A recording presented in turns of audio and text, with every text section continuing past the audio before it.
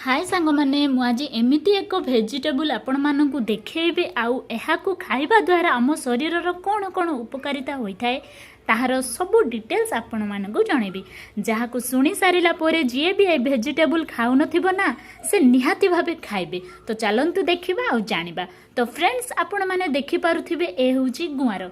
गुआर खाइबा द्वारा हमरो कौन कौन विटामिन मिली थाए चलंतु जानिबा। गुआर खाइबा द्वारा iron vitamin C phosphorus calcium protein carbohydrate potassium रही।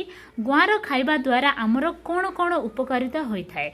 गुआर खाइबा द्वारा आमर विभिन्न प्रकार रोग भल होता है जेपरिक anaemia diabetes heart disease cancer परी रोग भल होता है।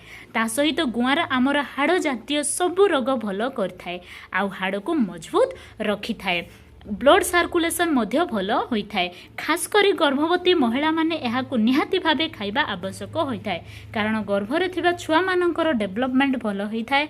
ब्लड सर्कुलेशन भल हुए एवं तांको शरीर रे जदि कोनोसी प्रकार रोग हेबार संभावना थाए ताहेले ताकु मध्य कंट्रोल रे रखे आउ ता सहित हिमोग्लोबिन बढ़िबारे मध्य सहायता करे।